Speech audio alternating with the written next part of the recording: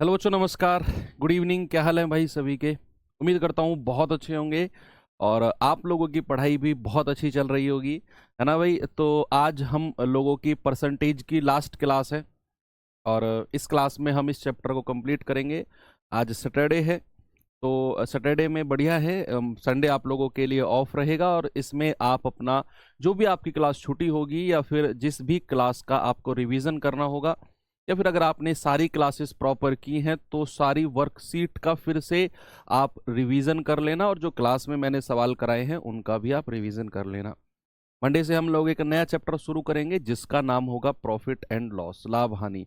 बच्चे वो चैप्टर भी अपने आप में एक मतलब परसेंटेज जितना ही बड़ा चैप्टर है, उसमें भी लगभग हमें 8-9 क्लास ही लगेंगी। ये दो गणित की बात करूं तो दो चैप्टर सबसे बड़े बड़े चैप्टर होते हैं, इनमें नॉर्मली 8-9 क्लास लगती हैं अगर हम इन्हें बहुत डिटेल में पढ़ें तो। परसेंटेज को मैंने बहुत डिटेल में आपको पढ़ाया, टाइप वाइज 2 टाइप के सवाल बचे हुए हैं और ये बहुत जल्दी हो जाएंगे। मतलब हो सकता है आपकी क्लास 5:30 तक ना जाए, 5:15 तक हो जाए। चलिए भाई, 2 टाइप के सवाल कौन कौन से हैं? एक तो चुनाव संबंधित प्रश्न बचे हुए हैं और एक जो सूखे फल और गीले फल वाला कॉन्सेप्ट का क्वेश्चन है वो बचा हुआ है। जी जी, आप सभी को नमस्कार है भाई।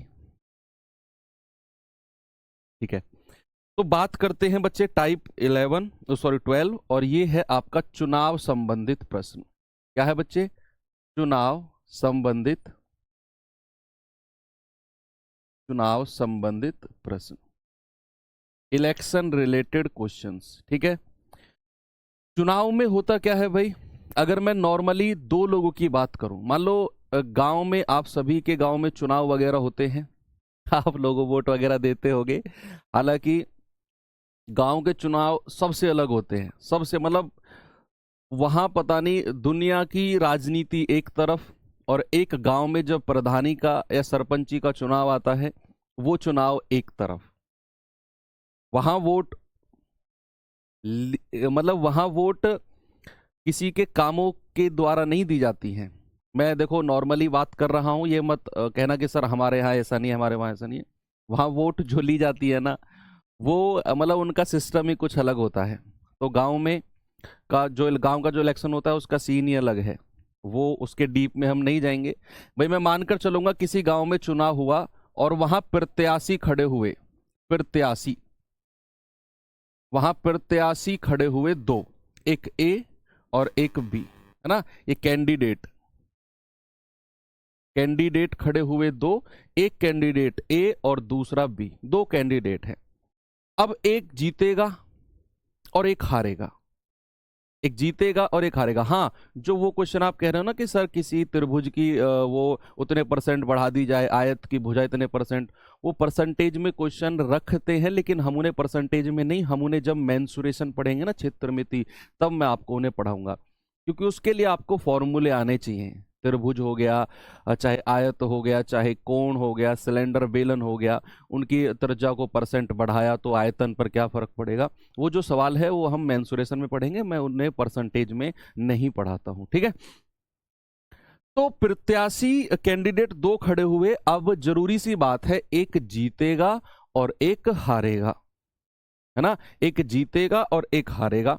मान लो मैंने कहा ये जीता और ये हारा, ये हारा। ठीक है, एक जीतेगा और एक हारेगा। हमारे गांव में जब इलेक्शन होते थे ना, अब तो हमारे गांव में इलेक्शन ही, अब तो नगर पालिका है। तो पहले जब गांव में इलेक्शन होते थे तो एक व्यक्ति था, मुझे उसकी बात याद आ गई। वो मतलब ड्रिंक बहुत करता था, उसे ड्रिंक से मतलब है।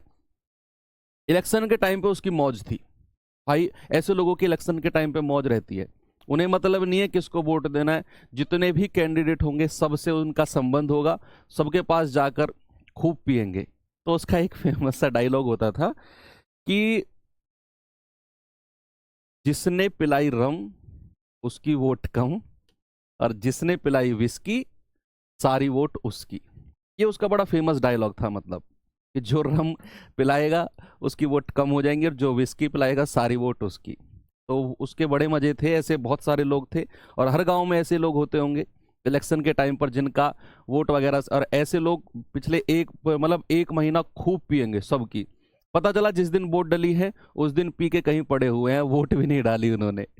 तो वो हर गांव का खेल है। तो एक जीता एक हारा। भाई अगर मैं आपसे कहूं कि जीतने वाला जो कैंडिडेट है ना, मैंने माना कि टोटल जो गांव की वोट है वो 5,000 वोट है। गांव की जो वोट है वो 5,000 वोट है। अब जो जीता, मैंने कहा उसको 3,000 वोट मिले। सुनते रहना, जो जीता, ये बिल्कुल कॉन्सेप्ट क्लियर हो जाएगा जो ये आपका चुनाव वाला है। जीतने वाला 3,000 वोट लेकर गया और जो हारने वाला है वो 2,000 वोट लेकर गया। अब मैं गया जीतने वाले के पास, या आप गए जीतने वाले के पास, और आपने जीतने वाले से पूछा कि भाई तुम जीते? उसने कहा हाँ मैं जीता। फिर मैंने उससे पूछा कितने वोटों से जीते? तो उसका जवाब क्या होगा आप मुझे बताओ। अगर मैं जीतने वाले से ये पूछता हूं कि कितने वोटों से तुम जीते हो, तो वो जो अपना कंपैरिजन करता है ना, वो हारने वाले से अपना कंपैरिजन करता है। वो देखेगा कि मुझे 3,000 वोट मिले हैं और जो प्रतिद्वंदी था उसको 2,000 वोट मिले हैं। तो भैया वो डिफरेंस देखेगा और डिफरेंस आएगा 1,000 वोट का। तो जीतने वाला भाई कहेगा कि मैं तो 1,000 वोट से जीता हूं, 1,000 वोट से जीता हूं। तो ये चीज आपको समझ में आई। चाहे मैं हारने वाले के पास जाऊं कि आप कितने वोटों से हारे हो, तो वो भी यही बात कहेगा कि भाई मैं भी 1,000 वोटों से हारा हूं। यानी कि चाहे जीतने वाला हो चाहे हारने वाला हो, जब भी उसकी वोट ये देखी जाएगी कितने वोटों से जीता, तो वो अपना कंपैरिजन किससे करता है बच्चे? अपने प्रतिद्वंदी से करता है। और जो डिफरेंस होता है उसको बोलेगा कि भैया इतने वोटों से हारा हूं। चलो ये पहला कॉन्सेप्ट आपको क्लियर हुआ। अब इसमें कुछ टर्मिनोलॉजीज होती हैं, कुछ इसमें मतलब वर्ड होते हैं जो आते हैं। एक है आपका कुल मत, एक है आपका कुल मत। कुल मत का मतलब क्या है बच्चे? Total vote, total votes. कुल मत क्या होते हैं? मान लो आपका गांव है और आपके गांव में 5,000 ऐसे लोग हैं, 5,000 ऐसे लोग हैं जिनके वोटर आईडी कार्ड बने हुए हैं। अब आप मुझे खुद बताओ, अगर आपको थोड़ी बहुत तो नॉलेज होगी, आपके गांव में सपोज 5,000 लोग हैं और 5,000 लोगों के वोटर आईडी कार्ड बने हुए हैं। क्या इलेक्शन के टाइम पर 5,000 के 5,000 लोग वोट डालने जाते हैं? बताओ। आप कहेंगे नहीं सर, 5,000 के 5,000 लोग वोट डालने थोड़ी जाएंगे। भाई वोट कभी भी 100% होता ही नहीं है। पता चला चाचा रहते हैं गुड़गांव रहते हैं, भैया वोट डालने नहीं आए। दादी अम्मा रात सोई थी, सुबह उठी ही नहीं, मतलब लेट उठी। कुल मिलाकर मैं ये नहीं कह रहा हूं उठी ही नहीं, लेट उठी 12-1 बजे तक, तो वो वोट डालने नहीं गई। तो मतलब 5,000 वोट थी गांव में, तो 2-3 3,500 वोट ही पड़ी। तो वो हमें मतलब नहीं है कितनी वोट पड़ी, मेरा मतलब है कि कुल मत कितने हैं ऐसे लोग जिनकी वोटर आईडी कार्ड बने हुए हैं। अभी मैं उनकी काउंटिंग कर रहा हूं। तो जब भी मैं बात करूंगा कुल मत कितने हैं, तो मैं बात करूंगा जितने लोगों का वोटर आईडी कार्ड बना हुआ है, उसका मतलब होता है कुल मत। सेकंड आता है मतदान। क्या आता है? मतदान, यानी कि वोट पोल्ड। क्या बच्चे? वोट पोल्ड, यानी कि ऐसे लोग जिन्होंने मतदान किया, ऐसे लोग जिन्होंने वोट डाली वो होता है वोट पोल्ड, यानी कि मतदान। कितने लोगों ने अपना मतदान किया, यानी कितने लोगों ने वोट डाली, वो होता है मतदान। ठीक है। तीसरा इसमें एक वर्ड सुनने को आता है बच्चे, वैध मत। वैध मत। और एक आता है अवैध मत। ये क्या होते हैं भैया? अवैध मत। वैध मत यानी कि वैलिड वोट, वैलिड वोट। और एक आता है इनवैलिड वोट, इनवैलिड वोट। ये क्या होते हैं भाई साहब? एक होता है वैलिड वोट, एक होता है इनवैलिड वोट। अवैध मत क्या होते हैं? अवैध मत होते हैं, मान लो जिन लोगों ने वोट डाल दी। देखो अवैध मत की गणना वोट डालने के बाद पता चलती है कि आपने वोट डाली, तभी तो पता चलेगा कि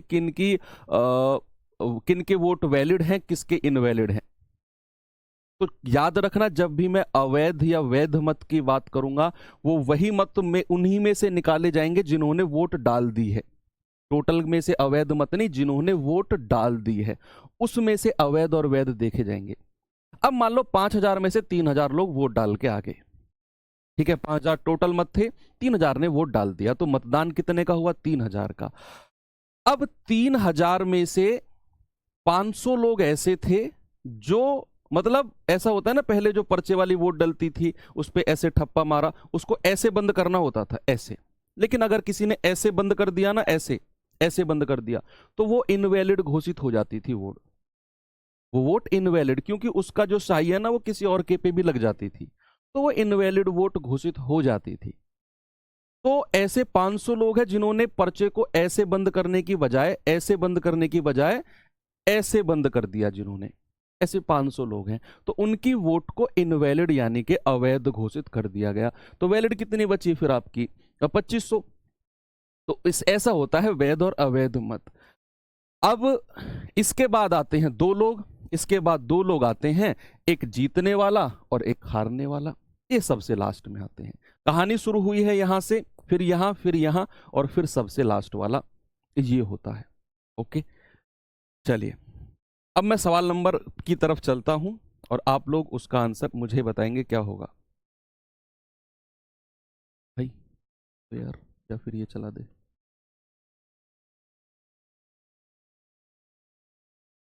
चलिए भाई, कहाँ कहाँ चल रहा है ये?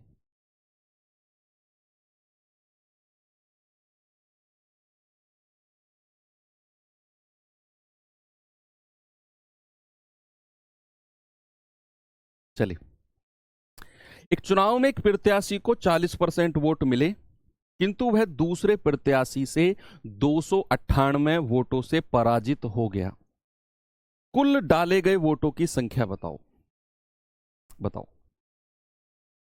भाई, आप मुझे बताओ, एक प्रत्याशी को 40% वोट मिले हैं, तो दूसरे को कितने मिले होंगे? 60%। भाई जरूरी सी बात है, जब एक को 40% मिले हैं तो दूसरे को कितने मिले होंगे? 100 में से घटा दो, 60% मिले होंगे। अब सवाल कह रहा है कि भैया वह दूसरे प्रत्याशी से 298 वोटों से हार गया, तो इन दोनों का डिफरेंस कितना है? 20%। तो ये हारने वाला बंदा है, हारने वाला, और ये जीतने वाला है, जीता। तो ये जिसको 40% वोट मिले, कितने परसेंट वोटों से हारा है? 20% वोटों से हार गया।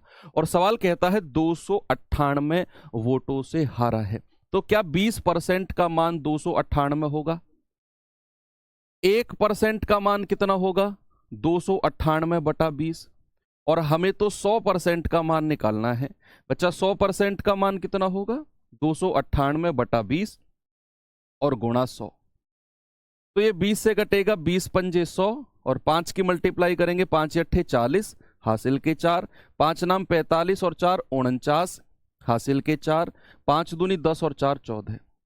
आंसर कितना आएगा? 1490, यानी कि 1490 वोट हैं जो डाले गए हैं। और ये बहुत आसान क्वेश्चन है। ओके, अगले सवाल की तरफ मैं आपको लेकर चलता हूं बच्चे। ये रहा सवाल। एक चुनाव में उम्मीदवार को कुल वोट का 41% मिला और अन्य उम्मीदवार को 270 वोटों से हराया। कुल पड़े हुए वोटों की संख्या क्या है?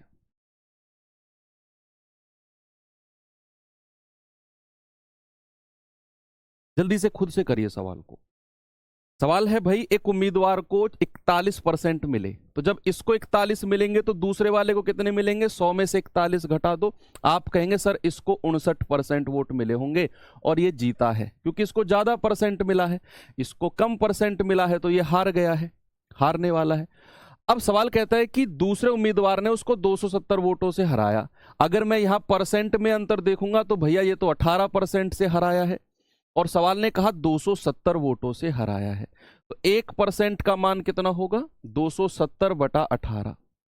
भाई 9 दूनी 18, 9 तिया 27, 2 से जाएगा 15 बार, तो 1% का मान 15, तो 100% का मान कितना होगा बच्चे? 15 गुणा 100। आप कहेंगे सर जो टोटल वोट है ना वो कितनी है? 1500। कितनी है बच्चे? आप कहेंगे सर 1500 वोट हैं जो टोटल हैं। ओके, अगला सवाल, जल्दी से मुझे इसका आंसर बता दो क्या होगा, फिर मैं टाइप चेंज करता हूं इसी में ही मैं इलेक्शन वाले सवालों में ही मैं टाइप चेंज करता हूं। फिर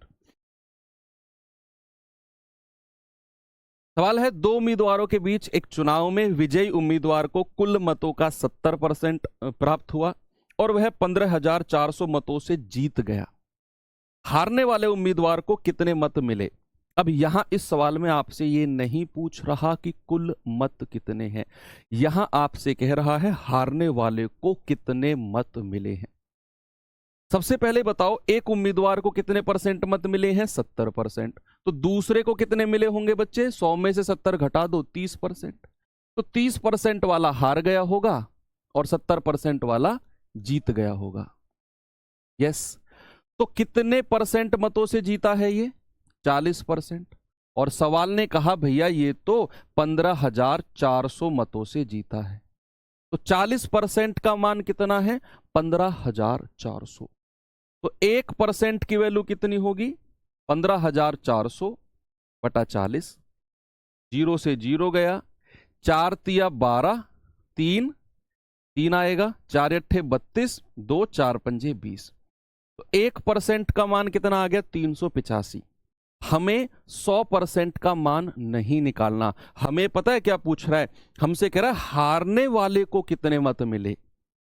जो हारने वाला उम्मीदवार है ना, उसको कितने मत मिले, और मैं जानता हूं हारने वाले को तो 30% मिले हैं और मैंने 1% की वैल्यू निकाल ली है। तो भैया हारने वाले को कितने मत मिले होंगे? तो आप कहेंगे सर 30%। तो 30% का मान कितना होगा? 30 गुणा 385। तो ये जीरो तो लास्ट में आ जाएगा। 3 पंजे 15, 3 अट्ठे 24 और 1 25, 3 तिया 9 और 2 11। बच्चे आंसर कितना आएगा? 11,550। आराम से आपने कर लिया। चलो सवाल का थोड़ा सा लेवल बढ़ाते हैं, ये रहा सवाल आपके सामने। इसको करने का तरीका भी थोड़ा सा अलग होगा। अभी तक मैंने सवाल कराया कि किसी इलेक्शन में इतने परसेंट हारने वाले को मिले, इतने जीतने वाले को, टोटल बताओ या फिर कुछ भी बताओ। अब यहां सवाल आ गया कि कुछ मत अवैध भी हैं, कुछ लोग वोट डालने ही नहीं गए, इस तरह का सवाल। एक चुनाव में एक उम्मीदवार को कुल वैध वोटों का 80% मिला, कुल वोटों में से 20% अवैध घोषित हो गए। कुल वोट जो टोटल वोट थी, जो जिन लोगों के आधार कार्ड या वोटिंग आई कार्ड बने थे, उनमें से 20% लोग 20% अवैध घोषित हो गए। या फिर ये कहूं जिन लोगों ने वोट डाली उनमें से 20% अवैध घोषित हो गए। वोटों की कुल संख्या 64,000 है। उम्मीदवार के पक्ष में मतदान किए गए वैध मतों की संख्या बताओ।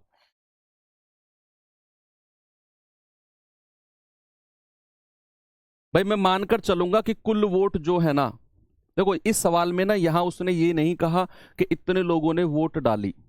कई सवालों में ऐसा भी आता है कि इतने लोग वोट डालने ही नहीं गए। तो जब भी सवाल में ऐसा जिक्र ना करें ना कि इतने लोगों ने वोट नहीं डाली, तो मैं ये मानकर चलता हूं, ऐसे सवालों में हम मानकर चलते हैं कि जो कुल मत है ना, वो सारे के सारे लोगों ने वोट डाली है। बशर्ते सवाल में अगर वो ऐड करेगा कि इतने परसेंट लोग वोट डालने नहीं गए, तो वहां फिर थोड़ी सी कहानी अलग हो जाती है। यहां उसने सिंपल सी बात कही है, एक उम्मीदवार को वैध वोटों का 80% मिला एक को, और कुल वोटों में से 20% अवैध घोषित हो गए, और वोटों की कुल संख्या 64,000 है। तो बताओ जो उम्मीदवार के पक्ष में मतदान किए गए वैध वोटों की संख्या बताओ कितनी होगी। देखते हैं। मैं मानकर चलता हूं कि कुल मत जो हैं, देखना बच्चे ऐसे ही आपने करना है। मैं मानकर चलता हूं कि कुल मत 100 हैं, मान लिया मैंने। एक फ्लो में सवाल होता चला जाएगा, देख लेना। मैंने आपसे कहा कि मान लो कुल मत जो है वो 100 हैं। अब अगर कुल मत 100 हैं, यानी कि जिन लोगों ने वोट डाली वो 100 हैं, और उसमें से उसने कहा 20% अवैध घोषित हो गए, इस बात पे फोकस करो बच्चे। सामने देखो, अगला सवाल खुद ट्राई करना, तुम ये मेरे साथ करो। मैंने कहा कुल मत कितने हैं? 100, और उसमें से 20% अवैध घोषित हो गए। यानी कि 20% के वोट जो है ना, उन्होंने बेकार वोट डाला अपना, काउंट नहीं होगा। तो आप मुझे बताओ, अगर 20% अवैध घोषित हुए तो वैध मत कितने बचे होंगे, वैलिड वोट कितने बचे होंगे? अगर इसमें से मैं 20% माइनस कर दूं तो 100 का 20% तो 20 ही होता है भैया। तो 100 में से अगर 20 मत अवैध घोषित हुए तो ऐसे कितने वोट होंगे जो वैलिड होंगे, है ना? तो 100 में से 20 घटा दो, आप कहेंगे सर 80 वोट ऐसे होंगे जो वैलिड होंगे। भाई मैं मान के चल रहा हूं कि 100 जो है वो टोटल वोट है, और उसमें से 20% अवैध घोषित हो गए, इनवैलिड हो गए, तो वैलिड कितने बचे, वैध कितने बचे? मैंने 100 में से 20 घटा दिया, 80 बचा, कि सर जो 80 वोट होंगे ना ये वैलिड होंगे। चलो वैलिड वोट तक तो मैं आया, अब आगे चलते हैं और ऊपर की लाइन पे चलो, ऊपर की लाइन पे चलो। एक उम्मीदवार को कुल वैध वोटों का 80% मिला। वैध वोट कितने हैं? 80। और इसमें दो उम्मीदवार आए भैया, एक जीतने वाला और एक हारने वाला। सवाल ने कहा एक को वैध वोटों का 80% मिला है बच्चे, 80 का 80%, और हारने वाले को कितना मिला होगा? 20%। इस 80 का 80% तो जीतने वाले को मिला है। सवाल ने साफ सीधे शब्दों में कहा है कुल वैध वोटों का 80%, तो वैध वोट कितने हैं? 80, और इसका 80% जीतने वाले को, तो हारने वाले को कितना? 20%। ओके, जरा मुझे बताना कि भैया इसका 80% कितना होता है? 80% का फ्रैक्शन मैंने आपको टेबल में लिखवाया है 4/5। कितना होगा ये? 5 से जाएगा 16 बार, और 16 चौके 64, यानी कि जीतने वाले को मिले हैं 64 वोट। 80 में से 64 वोट जीतने वाले को मिले हैं। सवाल ने उसी के ही मत पूछे हैं, उम्मीदवार के पक्ष में मतदान किए गए वैध वोटों की संख्या, इसी के ही बारे में आपसे पूछा है, हारने वाले के बारे में पूछा ही नहीं है। तो फिर मुझे निकालने की जरूरत नहीं है 20%। मुझे टोटल वोट दिए गए हैं कितने? 64,000। तो क्या मैं 100 यूनिट का मान कहूंगा कि 100 यूनिट का मान 64,000 है? 100 यूनिट का मान कितना है बच्चे? 64,000। 1 यूनिट का मान कितना होगा भाई? टोटल वोट 64,000 है ना, तो 100 यूनिट का मान 64,000, 1 यूनिट का मान होगा 640। आपसे पूछ रहा है उस उम्मीदवार के पक्ष में कितने वोट डले हैं, वो तो 64 यूनिट है, तो 64 गुणा 640, ये आपका आंसर आ जाएगा। बताओ कितना आएगा बच्चे? 64 गुणा 64 होता है 4096, और लास्ट में 1 जीरो ये रही। आपका आंसर कितना आ जाएगा? 40,960। 40,960 वोट। ओके, बहुत अच्छा क्वेश्चन है। मैंने कुल मत 100 माने, सवाल ने कहा 20% अवैध घोषित हो गए, तो मैंने इसमें से 20 वोट हटा दिए, वैध बचे 80। सवाल ने कहा एक उम्मीदवार को वैध मतों का 80% मिला, वैध मत कितने थे? 80, उसका 80% कितना हो गया? 80% निकाला 4/5, 64। यही पूछा है कि उम्मीदवार को वैध मतों का कितना मिला है। तो 100 यूनिट कुल मत का मान 64,000 है, 1 यूनिट का मान 64,000/100 यानी कि 640। तो इस उम्मीदवार को 64 मिले हैं, तो 64 का मान 64 गुणा 640 यानी कि 40,960। Very good. अगला सवाल अब खुद ट्राई करो, आप अब खुद ट्राई करो। अब यहां मैंने सब कुछ आपको ऐड करके दे दिया, बताइए।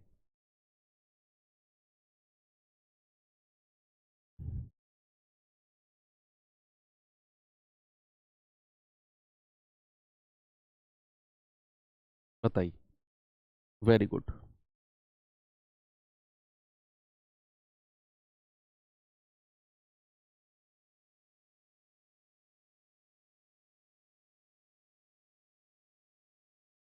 एक चुनाव में 10% मतदाताओं ने अपना मत ही नहीं दिया। देखो अब आ गया, अब आ गया।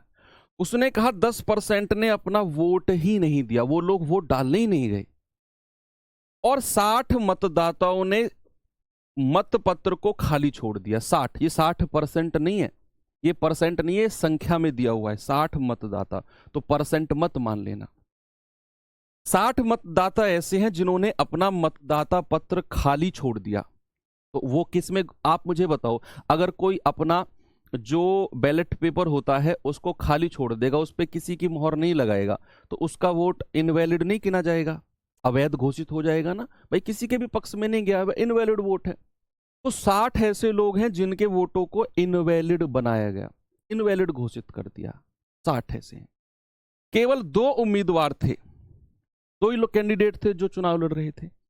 विजेता उम्मीदवार को मतदाता सूची का 47% मिला। मतदाता सूची का, वैध मतों का नहीं, मतदाता सूची का, मतदाता जो शुरू में थे उसका 47%। और उसे अपने प्रतिद्वंदी से 308 मत अधिक मिले। अच्छा क्वेश्चन है ये, best of the best question है चुनाव का। उसी तरीके से करेंगे बच्चे इस सवाल को। मैं मानकर चलता हूं कि मतदाता सूची जो है, सूची यानी कि जो कुल मत है, मतदाता सूची कुल मतों को ही बोलते हैं सूची। मतदाता सूची, मतदाता सूची मानकर चलता हूं कि 100 यूनिट है। मतदाता सूची में कितने लोग हैं? 100 यूनिट, जो टोटल वोट हैं किसी गांव की। अब उसमें से 10% ने अपना मत ही नहीं दिया। भाई मतदाता सूची मैंने माना 100 है, अगर 10% अपना वोट देते ही नहीं तो ऐसे कितने लोग हैं जिन्होंने वोट दिया? आप मुझे बताओ, ऐसे कितने लोग हैं जिन्होंने अपना वोट दिया? तो आप कहेंगे सर अगर 10% ने अपना वोट नहीं दिया ना, तो 90 लोगों ने मतदान किया। मतदान कितने लोगों ने किया है? 90 लोगों ने मतदान किया, क्योंकि 10% यानी कि 10 हटा दो 100 में से। अब एक कहानी इसमें नई ऐड हुई है। उसने कहा 60 मतदाताओं ने अपना पत्र खाली छोड़ा है, यानी कि 60 लोग ऐसे हैं जिनके वोट इनवैलिड घोषित हुए हैं। तो क्या मैं इसमें से 60 घटाऊंगा बच्चे? नहीं, कभी नहीं। क्यों नहीं घटाएंगे सर इसमें से 60? सुनो सामने देखो, ये 100 तो मैं अपनी तरफ से यूनिट में मानकर चल रहा हूं, और ये 60 मुझे एक एग्जैक्ट नंबर दिया है। तो इस 90 में से 60 मत घटाना, ये एग्जैक्ट नंबर है, और ये मैं यूनिट में अपनी तरफ से मानकर चलता हूं। तो फिर क्या करें सर? फिर मैं इसके साथ भी आर लगा दूंगा, इसके साथ भी आर लगा दूंगा। मानकर चलूंगा कि 100 आर मतदाता सूची है, और जिसमें से 90 आर ने मतदान किया। आर क्यों लगाया मैंने? क्योंकि ताकि मुझे पता रहे कि मुझे इस 60 को 90 में से नहीं घटाना है, 90 आर में से घटाना है। तो भैया 60 लोगों ने अगर मतदान पत्र खाली छोड़ दिया, तो भैया कितने लोगों का जो मत है वो वैध घोषित किया गया? वैध। तो आप कहेंगे सर 90 आर और उसमें से 60 माइनस कर दो, उसमें से 60 माइनस कर दो। तो ये 60 कभी भी हम इस 90 में से माइनस करके 30 नहीं करेंगे, क्योंकि ये 100 और 90 तो हम अपनी तरफ से एक रेशियो, एक यूनिट मानकर चले हैं, और ये 60 एग्जैक्ट नंबर है, इसीलिए मैंने आर लगाया। और 90 आर ने अगर अपना वोट डाला, और 90 आर ने अगर अपना वोट डाला, उसमें से 60 लोग अपने मतदान पत्र को खाली छोड़कर आ गए। तो ऐसे कितने लोग थे जो अपने मतदान पत्र को सही करके आए होंगे?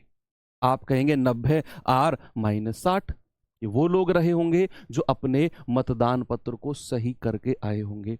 ओके, अब इनमें से 2 उम्मीदवार आए भैया, एक जीतने वाला और एक हारने वाला।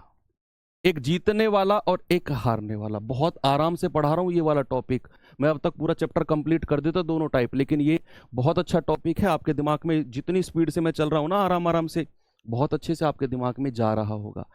अब इस 90 आर माइनस 60 में से एक जीतने वाला है और एक हारने वाला है।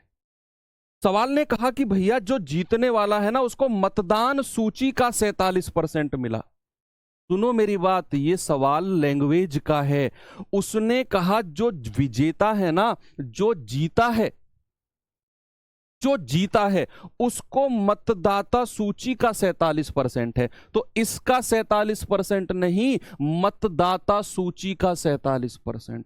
तो जीतने वाले को कितना मिला होगा? इस 100 आर का 47%। किसका बच्चे? 100 आर का 47%, 47/100। तो जीतने वाले को कितने मिले हैं? 47 आर, 47 आर। तो हारने वाले को कितने मिले होंगे? 100 में से मत घटाकर लिखना। जीतने वाले के बारे में तो उसने कह दिया कि उसे तो मतदाता सूची का 47% है, तो 100 आर का 47% यानी कि 47 आर। हारने वाले का 100 में से मत घटाना, हारने वाले का इसमें से घटेगा, क्योंकि भैया वैध मत तो यही है, 90 आर माइनस 60 और माइनस का 47 आर। तो हारने वाला कितना आएगा? 10 में से 7 गया 3, 8 में से 4 गए 4, 43 आर माइनस 60। ये हारने वाले को मिले हैं और ये जीतने वाले को, ये हारने वाले को और ये जीतने वाले को। भैया दोनों का अंतर बताना जरा कितना है? सवाल में वही 308 के बराबर होगा। इसमें से ये घटा दो तो 47 आर माइनस 43 आर, और ये माइनस और माइनस प्लस हो जाएगा 60। ये आ जाएगा आपका 4 आर प्लस 60, 4 आर प्लस 60। ये डिफरेंस आ गया, अंतर, और यही अंतर 308 के बराबर हो जाएगा। यही जो अंतर है ना बच्चे, 4 आर प्लस 60, क्योंकि ये माइनस करेंगे तो माइनस और माइनस प्लस हो जाएगा, प्लस का 60 हो जाएगा, यही 308 के बराबर। तो 4 आर बराबर कितना होगा? 60 घटेगा इसमें से, तो ये आ जाएगा 248। ओके, कोई दिक्कत नहीं है, वेरी गुड। तो आर कितना आ गया? 4 से कटेगा भैया, 4 छिंग 24 और 4 दूनी 8। आर कितना आ गया बच्चे? आर आ गया 62। आर कितना आ गया? 62। 308 में से 60 माइनस किया उधर जाकर, 308 में से 60 माइनस करोगे तो 248 ही आएगा, ठीक है, वो मैंने यहां लिख दिया। तो आर का मान कितना आया? 62। उसने कहा मतदाता सूची संख्या, वो तो 100 आर है, तो 100 आर कितना हो गया? 100 गुणा 62। ये बहुत अच्छा क्वेश्चन है, हो सकता है आपके एग्जाम में ना आए, लेकिन फिर भी मैंने करा दिया। हो सकता है आपके एग्जाम में ना आए, लेकिन फिर भी आपको आना चाहिए, फिर भी आपको आना चाहिए, अच्छा क्वेश्चन था। चलिए भाई, अब चलते हैं नेक्स्ट टाइप की तरफ। और ये जो मैंने आपको वोट वाले क्वेश्चन कराए हैं ना, इनको एक बार फिर से देख लेना। कल संडे है, आराम से मैंने बहुत आराम से पढ़ाया है, इसको रिपीट करके फिर से देख लेना वोट वाली क्लास को। अब आते हैं अपने लास्ट टाइप की तरफ, और ये आता है गीला और सूखा फल का टाइप। कौन सा टाइप है बच्चे? गीला और सूखा फल, गीला और सूखा फल। सुनना मेरी बात, अब गौर से सुनना बच्चे, अब कमेंट वमेंट बंद करो और मेरी बात सुनो। गीला और सूखा फल की बात करते हैं, क्या है इसमें?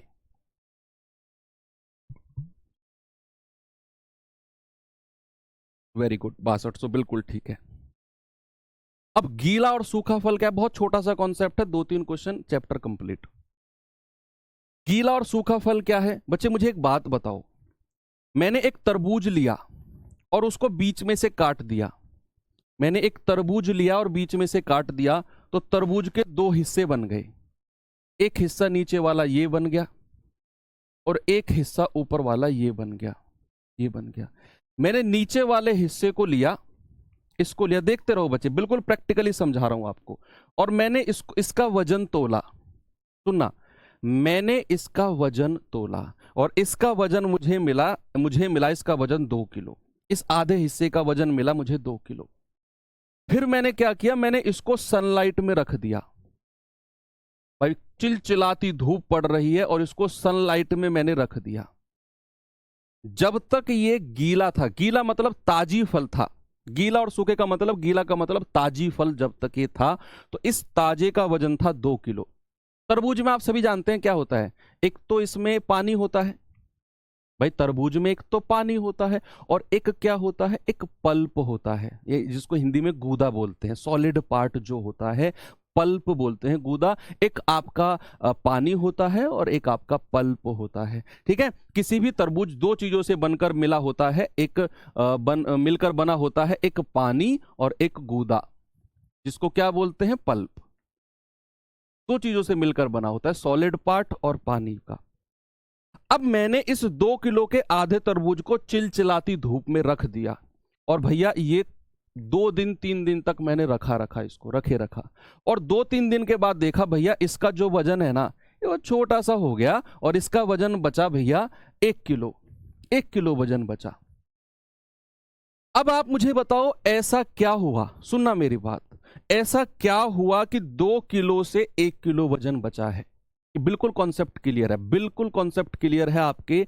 मैंने कहा चिलचिलाती धूप में 2 किलो का आधा कटा हुआ तरबूज रखा, 2 दिन 3 दिन तक मैंने रखा उसको, और 2-3 दिन बाद मैंने देखा यार उसका वजन तो 1 किलो बचा है। तो ऐसा क्या हुआ इसमें कि इसका वजन 2 किलो से घटकर 1 किलो हो गया? 2 किलो से घटकर इसका वजन 1 किलो हो गया, ऐसा इसमें क्या हुआ? आप कहेंगे सर इसका पानी उड़ गया। पानी जो है ना वो इवेपोरेट हो गया। जो 1 किलो की कमी आई है ना, जो बच्चा 1 किलो की जो कमी आई है ये किसकी वजह से आई है? 1 किलो की जो कमी आई है, आप कहेंगे सर 1 किलो पानी उड़ गया, पानी इवेपोरेट हो गया। तो 1 किलो जो बचा है वो सॉलिड पार्ट बचा है, या उसमें जो थोड़ा बहुत पानी होगा। तो यहां से हमें एक कॉन्सेप्ट समझ में आया। आपने कभी वो देखे किशमिश जो होते हैं, किशमिश मुनक्का जो होते हैं, वो किस चीज से बनते हैं? बताओ किस चीज से बनते हैं? किशमिश किस चीज से बनते हैं? अंगूर होते हैं, अंगूर ग्रेप्स, उनको सुखाया जाता है, और जब उन अंगूर को सुखाया जाता है ग्रेप्स को, तो उनका जो पानी होता है ना वो अंदर से खत्म हो जाता है, वो इवेपोरेट हो जाता है, तो वो सुकड़ के बिल्कुल छोटे से हो जाते हैं, उनको किशमिश बोलते हैं। उनको बोलते हैं किशमिश जब अंगूर को सुखाया जाता है। यानी कि अंगूर जो होते हैं उनका जो पानी होता है अंदर का, ताजे अंगूर जो होते हैं उनके जो अंदर का पानी होता है वो सारा का सारा धूप में इवेपोरेट हो जाता है, वाष्पीकरण हो जाता है, बचता क्या है? Solid part. तो अगर मैं आपसे ये कहूं, सुनना मेरी बात, अगर मैं आपसे कहूं 1 किलो ताजे अंगूर हैं, 1 किलो बच्चे क्या है? ताजे अंगूर। 1 किलो ताजे अंगूर हैं, और 1 किलो ताजे अंगूर में 1 किलो ताजे अंगूर में 800 ग्राम आपका पल्प है, यानी कि सॉलिड पार्ट है, या फिर 800 ग्राम पानी, पानी ज्यादा होता है, और 200 ग्राम क्या है? सॉलिड पार्ट है, सॉलिड पार्ट है। तो बच्चा आप मुझे बताओ, जब इसको सुखाया जाता है, जब इसको सुखाया गया तो भैया सूखे फल, जैसे ही ये सूखा फल बना, जैसे ही ये सूखा फल बना, इसमें सॉलिड पार्ट कितना होगा? पानी कितना होगा वो मैं आपसे नहीं पूछ रहा हूं, इसमें सॉलिड पार्ट कितना होगा ये आप मुझे बता दो, और आपका कॉन्सेप्ट क्लियर है। अब मैं आपसे कहता हूं, मैंने पूछा 1 किलो ताजा अंगूर है, उसमें 800 ग्राम पानी है, 200 ग्राम उसमें सॉलिड पार्ट है, 200 ग्राम सॉलिड पार्ट पल्प गूदा है, 800 ग्राम पानी है उसमें। मैंने कहा इसको सुखाया गया, और सूखे फल में सॉलिड पार्ट कितने ग्राम होगा? पानी कितना है मुझे नहीं पता, पानी कितना है मुझे नहीं पता, मैंने आपसे पूछा सॉलिड पार्ट। आप कहेंगे सर वो तो कभी चेंज नहीं होता। सॉलिड पार्ट जो गूदा होगा, जो पल्प होगा ना, सुनो मेरी बात, वो ताजे अंगूर में जितना होगा ना, सूखे अंगूर में भी उतना ही होगा, वो कभी चेंज नहीं होता। ये आप अपने दिमाग में चाबी भर लो बस इस बात को, कि जब भी ये गीले सूखे फल का सवाल आएगा, हमें फोकस करना है किस पे? सॉलिड पार्ट पे, कि जो सॉलिड पार्ट, जो पल्प, जो गूदा होता है, वो जितना ताजे फल में होता है ना उतना ही सूखे फल में होता है, वो कभी चेंज नहीं होता। आप उसे कितना ही धूप में सुखा लो, सॉलिड पार्ट जितना है उतना ही रहेगा। वो कम वजन होगा किसकी वजह से? पानी के उड़ने की वजह से। तो भैया सॉलिड पार्ट अगर ताजे फल में 200 ग्राम है ना, तो सूखे फल में भी 200 ग्राम ही रहेगा।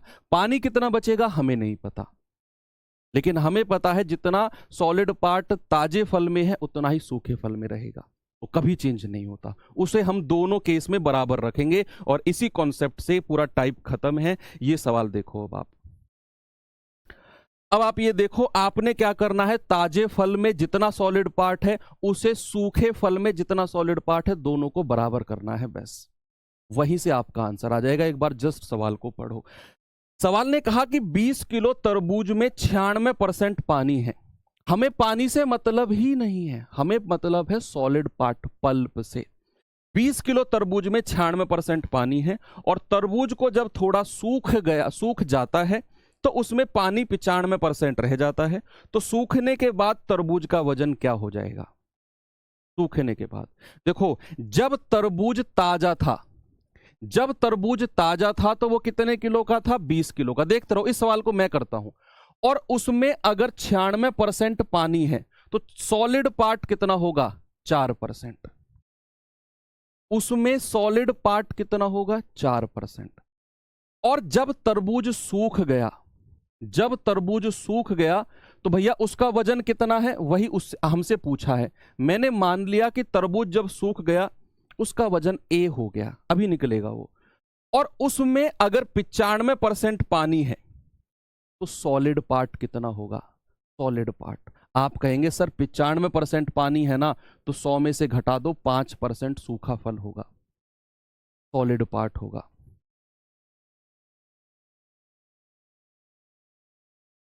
ओके,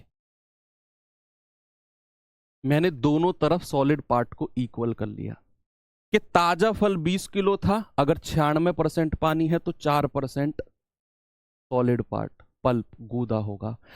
फल सूख गया, उसका वजन ए मान लिया। सूखे फल में 95% पानी है तो 5% गूदा, पल्प होगा। दोनों तरफ ये भी सॉलिड पार्ट, ये भी मैंने कहा ये बराबर होगा क्योंकि ये कभी चेंज नहीं होता। यहां से ए का मान निकाल लो, हो जाएगा। देखो, परसेंट से परसेंट उड़ा दो, 5 से जाएगा बच्चा 5 चौके 20 और 4 गुणा 4 16। तो सूखे फल का वजन कितना आ गया? सूखे फल का वजन आ गया 16 केजी। हो गया सवाल। और अब आने वाले हर सवाल आप कर जाओगे, आने वाला हर सवाल आप कर जाओगे। जल्दी से मुझे ये बता दो, इस सवाल को कैसे करेंगे? बताओ सभी लोग।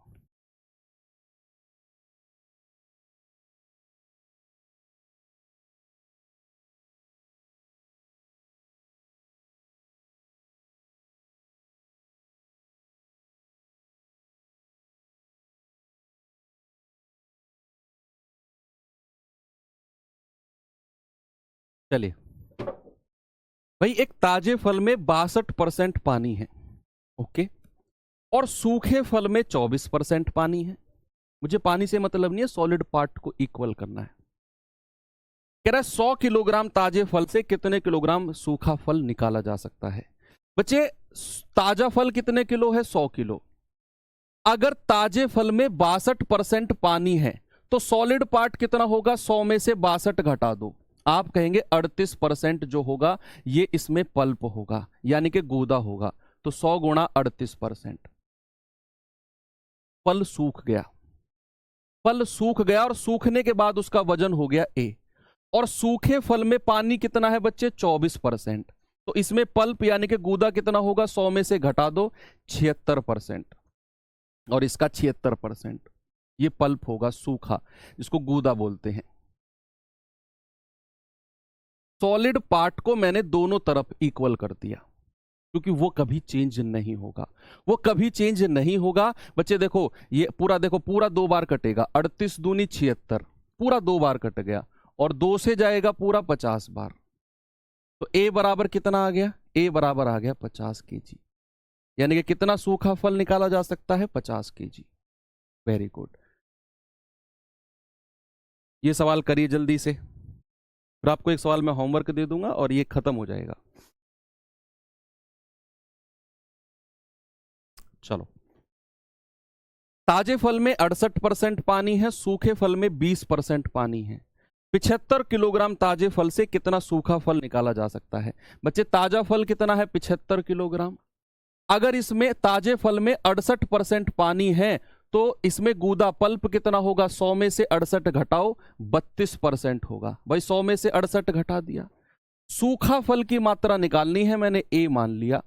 और सूखे फल में अगर 20% पानी है, अगर सूखे फल में 20% पानी है तो सॉलिड कितना होगा? 80%। मैंने दोनों को बराबर कर दिया और यहां से ए का मान निकाल लो, बस हो गया सवाल। देखो, 0% से परसेंट गया, 16 दूनी 32, 16 पंजे 80, 5 से जाएगा 15 पान 75 और 15 दूनी 30। ए का मान कितना आ गया? 30। ऑप्शन नंबर 2 बिल्कुल सही है। हो गया सवाल। अब ये सवाल आपको मैंने दिया होमवर्क। बच्चे, आपका ये चैप्टर यहाँ होता है कंप्लीट। मंडे से हम लोग शुरू करेंगे प्रॉफिट लॉस एंड डिस्काउंट वाला चैप्टर। कल संडे है, जो भी क्लास आपको कम समझ में आई हो या आपकी छूट गई हो उसका रिवीजन कर लेना। जिसने सब कुछ प्रॉपर कर लिया है वो वर्कशीट और क्लास नोट्स का रिवीजन कर लेना। ओके, अब मिलेंगे मंडे को इसी टाइम पर। थैंक यू, बाय बाय, जय हिंद।